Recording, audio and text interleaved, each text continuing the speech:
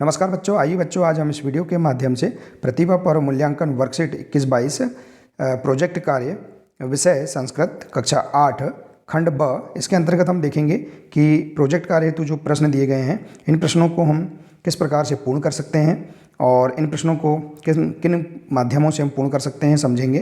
देखिए बच्चों, हमें जो पूर्व में प्रयास अभ्यास पुस्तिका मिली थी उनसे भी हम प्रोजेक्ट वर्कबुक को पूर्ण कर सकते हैं और लर्निंग आउट्स पर आधारित जो ब्रिज कोर्स की पुस्तकें हैं इनसे भी हम इन वर्कबुक को इन प्रोजेक्ट कार्य को हम पूर्ण कर सकते हैं। तो आइए देखते हैं। देखिए इस प्रोजेक्ट कार्य में यहाँ पर अपनी सामान्य सी जानकारी भरना है। विद्यार्थी का नाम, पिता का नाम, कक्षा और अपनी शाला का नाम यहाँ पर अब अंकित कर देंगे। आइए अब हम देखते हैं प्रश्नों को किस प्रकार से पूर्ण कर सकते हैं। देखिए यहाँ हम निर्देश पढ़ लेंगे कि इस प्रोजेक्ट कार्य में जो प्रश्न दिए हैं ये अपने पूर्ण करने के लिए अपने माता पिता, भाई बहन, दादा दादी आदि से आप पता करके चर्चा करके आप इन्हें प्रश्नों के आंसर आप लिख सकते हैं। तो आइए देखते हैं खंड ब इसके अंतर्गत जो प्रश्न हैं इनको हम किस प्रकार से पूर्ण कर सकते हैं। हमने यहाँ उदाहरण स्वरूप बताने का प्रयास किया है। आप अपने अनुसार अपने स्तर से इन प्रश्नों के आंसर लिख सकते हैं। तो देखिए पाठ्यपुस्तक प्रश्न है संस्कृत विषय का। देखिए पाठ्यपुस्तकात् चतुर्णां महापुरुषाणां नामानि चित्वा तेषां विषये पंच वाक्यानि लिखत। देखिए किन्हीं 4 महापुरुषों के नाम लिखकर उनके विषय में आप 5 वाक्य लिखेंगे। जैसे कि देखिए महापुरुष का नाम और 5 वाक्य। तो देखिए बच्चों, हम महापुरुषों के नाम लिखेंगे तो कौन कौन से महापुरुष हैं। जैसे महात्मा गांधी, अब इनके बारे में हम संस्कृत में 5 वाक्य लिखेंगे। जैसे देखिए महात्मा गांधी भारतस्य राष्ट्रपिता कथ्यते, अस्य पूर्ण नाम मोहनदास करमचंद गांधी इत्येति, अबाल्यदेव अयं सत्यवादी आसीत्, अस्माकं प्रिय नेता राष्ट्रपिता महात्मा गांधी अस्ति, महात्मा गांधी गुर्जरो अपि अखिल भारतीय आसीत्। तो इस प्रकार से आप महात्मा गांधी जी का जो जीवन परिचय है उसके बारे में आप 5 वाक्य आप इस प्रकार से लिख सकते हैं। आप और भी अन्य वाक्य अपने मनपसंद के लिख सकते हैं। संस्कृत पुस्तक है अपनी कक्षा 8 की, इससे भी आप खोजकर यहाँ वाक्य लिख सकते हैं। आइए इसी प्रकार से देखते हैं अगले महापुरुष। जैसे कि देखिए यहाँ सुभाष चंद्र बोस, तो इनके बारे में 5 वाक्य लिख सकते हैं। जैसे अस्य पिता जानकीनाथ बोस, माता च प्रभावती देवी आसीत्। इसके बाद है तस्य पिता जानकीनाथ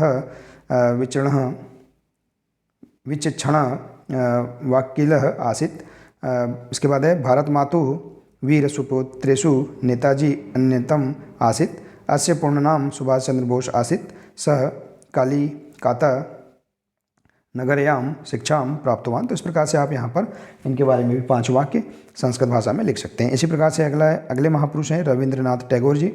रविन्द्रनाथ टैगोर जन्म 1861 तमे वर्ष मई मासस्य अभवत्, अस्य जानको ब्रह्म समाज अनुयायी, अस्य प्रारंभिक शिक्षा गृहे एव जातः, शनैः शनैः शिक्षा प्राप्ति अस्य रुचि वर्धिता। तो इस प्रकार से और भी अन्य वाक्य आप यहाँ पर अपने पसंद के लिख सकते हैं।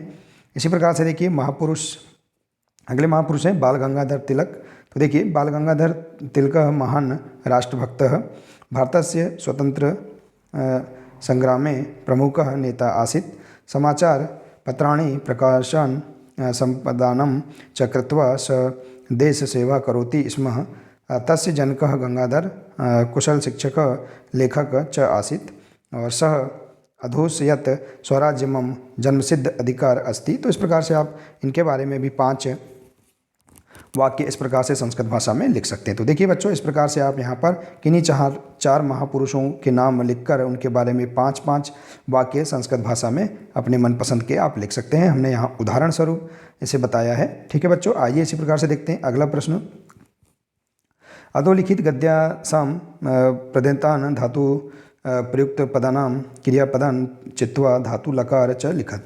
देखिए यहाँ पर जो गद्यांश दिया है इस गद्यांश को पढ़कर आप धातु रूप और क्रियापद अर्थात धातुओं और लकार वाले जो शब्द हैं ऐसे शब्दों को आप यहाँ से पढ़कर खोजकर यहाँ पर आप लिखेंगे। जैसे कि देखिए यहाँ दिया है प्रश्न, गद्यांश को पढ़ने के बाद दिया है धातुयुक्त पद, क्रियापद, धातु और लकार। देखिए धातुयुक्त पद लिखेंगे, वाक्य शब्द लिखेंगे। जैसे कि यहाँ उदाहरण स्वरूप बताया गया आसित।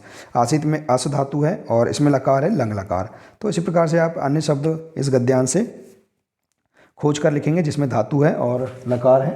तो देखिए जैसे अगच्छत जिसमें गच्छ धातु है और लंग लकार है, जैसे अवदत्त बद धातु है और लंग लकार है, जैसे भवती भव धातु है और लट लकार है, नेति में नी धातु है लट लकार है, प्रच्छयति प्रच्छति में प्रच्छ धातु और लट लकार, करोतु में क्र धातु है लोट लकार है, यत में या धातु है लट लकार है, और इसी प्रकार से हसन में हस धातु है लंग लकार है, और क्रीदशम में दृश्य धातु और लट लकार है, और अस्थि में देखिए अस धातु है लट लकार। तो इस प्रकार से आप देखिए यहाँ पर जो गद्यांश में शब्द दिए हैं इन शब्दों को इस प्रकार से आप यहाँ क्रिया शब्दों को लिख सकते हैं और उनमें धातु और लकार आप बता सकते हैं। ठीक है बच्चों, देखिए आप और भी यहाँ पर इस गद्यांश को पढ़कर अपने अन्य साथियों से पूछकर या अपने माता पिता या बड़े भाई बहनों से पूछकर आप यहाँ इसे